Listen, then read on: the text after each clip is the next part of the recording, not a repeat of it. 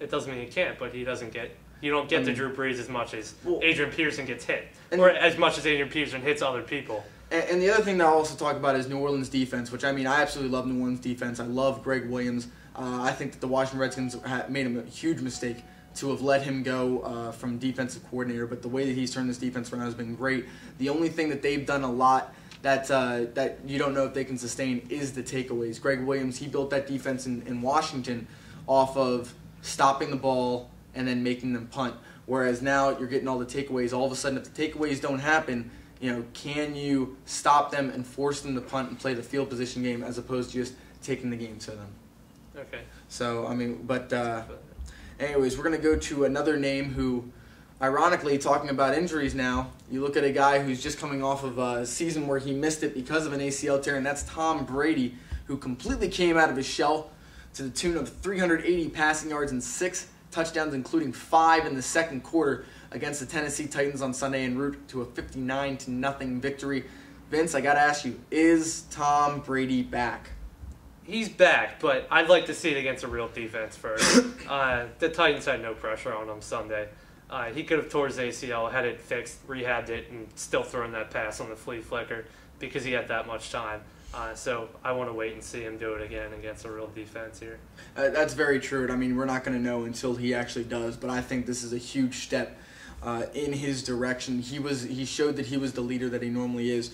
5 for 11 on third down conversions, very poised in the pocket, not afraid to step into the pocket. And maybe that was because he had a lot of time against that Titans defense, but he stepped up, looked confident, was not overthrowing receivers. He was hitting Randy Moss in the numbers. He was hitting Wes Welker, an 85.3% completion percentage. And even there were some of them where he hit, I remember at least one pass where he hit Wes Welker on the hands, one pass where it probably should have been caught, I think it was by Chris Baker.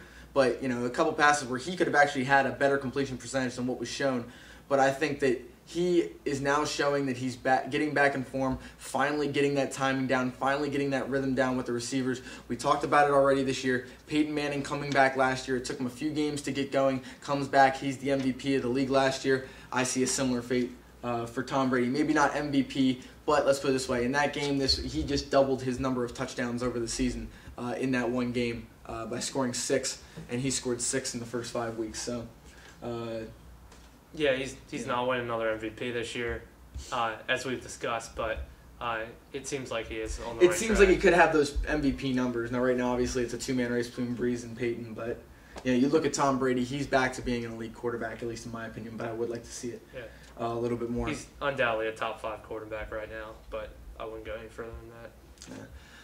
So now let's go down in the dumps as after we talk about a team that's on the rise, a player that was on the rise. What is wrong with the Washington Redskins? And I got to preface this by saying that I am a Washington Redskins fan, and it just breaks my heart when we can only score 6 points against the Kansas City Chiefs and give them 2 by having Todd Collins sacked in the end zone. Vince, help my skinnies out. What's wrong with him? It's Dan Snyder's fault, obviously, because he plays like Brian Cashman with the Yankees, buying everything he can buy and not drafting good players and developing them. If you look at all the teams that have been powerhouses for 5, 6, 7 years, the Colts, the Chargers, the Patriots, the Giants, the Steelers, they've drafted a quality quarterback and built around that quarterback. Dan Snyder, his GM, drafted Jason Campbell, who wasn't really that good of a college quarterback. So I don't know why he would have thought that he was going to be a good pro quarterback. As far as everything around him, Clinton Portis has been okay, but not great. Santana Moss can't really be a factor when the quarterback can't give him the ball. The defense hasn't been great, and they've lost to a few bad teams. Should have lost to a couple other bad teams. So they have a lot of problems right now. I think I completely agree with everything that you just said, and I'll take it even one step further. I believe that everyone is to blame. Obviously, Dan Snyder. You can't go around and just expect to buy a winning team like the Yankees try and do every year. You can't do that. You bring in a coach like Jim Zorn, who, I do like Jim Zorn, just not as a coach. He was a quarterback's coach in Seattle. He was never an offensive coordinator, never a head coach, and they all of a sudden put him into this role and expect him, to be the savior. And last year they started off hot, but then once teams figured him out and figured everything else out, he's just been an ineffective play caller. He opens it up every once in a while, and it shows whenever they're able to get those long gains. But beside that, I mean, what are you going to do? I mean, I'd even go back to Joe Gibbs. Joe Gibbs was, as much as I love Joe Gibbs, he had great teams, but he was the one who was instrumental in the drafting of Jason Campbell, who, in my opinion, is just a league backup. He's a guy who can come in and win you a game, win you 2 games when you need to, be a solid backup. But he is not a starter in this league, and I think the Redskins are going to have to start over next year and draft another quarterback. Possibly a guy like a Colt McCoy or Sam Bradford if he decides to come out, and depending on how his shoulder feels. But another thing to also look at is just the players. You look at how many high-profile players do the Redskins have? Clinton Portis, Santana Moss, even Antoine Randall, all-pro tackle and Chris Samuels. On the defense, they just signed Albert Hainsworth. Carlos Rogers, who was a first-round draft pick. LaRon Landry, who was a first-round draft pick. They just signed D'Angelo Hall to a multi-million-dollar deal after he got cut from Oakland last season, which he's played okay. But these guys, all these big names, they're there, but they're not playing up to their standards. And you can blame coaching all you want, but regardless, it's the 11 guys that you put on the field, both offensively and defensively, each week that are trying to get it done, and they're just not getting it done. It's just hard to watch. Yeah, I'm glad I don't have to watch this kind of football like you do. But they have a lot of problems, and they need to fix them soon. Do you think they have any – and I actually looked at their schedule. The only winnable game that I see left for them is they have a game against the Oakland Raiders, which I don't even consider a definitely winnable game. So I'm predicting – I'll be honest, I'm predicting 3-13 for the rest of the season, which they're 2-4 already. Yeah, they might need to do that if they're gonna get a good quarterback in the draft, which they desperately need. So, well, anyways, we're now gonna switch gears a little bit here and do something that we haven't done on the show yet. And that's talk about one of my favorite sports and one of Vince's least favorite, and that is hockey.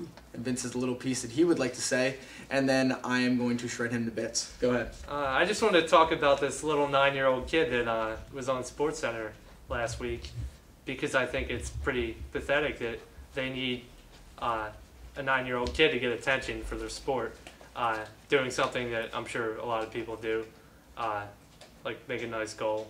That same thing happened in college years ago. It's on every highlight reel.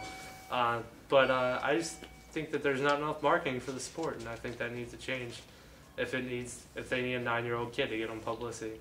Well, and I disagree with the 9-year-old kid thing, because even though, it got him publicity, but how many times do you see on SportsCenter, half-court shots in high school games that are put up there? Is that because basketball needs publicity? No, it's because it's a cool thing. When you look at a 9-year-old, I don't care what sport it is. If you see a 9-year-old in soccer like a Freddie Adu, or you see a 9-year-old in basketball who's playing with kids who are twice his age and able to actually compete, you're going to put that on SportsCenter. So I think that has absolutely nothing to do with hockey. But now that you bring up the point, the marketing in hockey is very poor. They need a new national television contract. I miss the days when it was on ESPN. When you were able to actually watch the games. Now you can only see them on Versus on Mondays and Tuesdays, and then after football season's over, you have the game of the week on NBC. Luckily for people in Pittsburgh, where we're filming, you're able to get every game on FSN, and it's a very, very popular sport, and I think it's very apparent when you walk around the city and you see people in all their jerseys and stuff like that, that it's without question hockey is here in Pittsburgh, and hockey is here in a lot of places, whether people want to see them or not. But just the fact they don't have a national television contract is a hurt. Also, now that the NBA, when they signed their contract with ESPN to have ESPN televise the games, obviously SportsCenter became more directed toward covering the NBA and only covering hockey once in a while, which, that's smart business for them. But at the same time, it's not fair, especially for hockey fans like me who want to get the highlights, who want to get the stats from everything that happened during the night when you can't see it on TV beside the Penguin games, which I love watching the Penguin games, but whenever I see a Flyers-Capitals matchup on, I always try and figure out a way to watch that, because it's just entertaining hockey. But that's something definitely that they need to address. If you can't tell, Vince is not a big hockey fan. But we'll leave that debate for another day. We appreciate you guys tuning in. I'm Josh. He's Vince. And we'll see you next week for another edition of 543.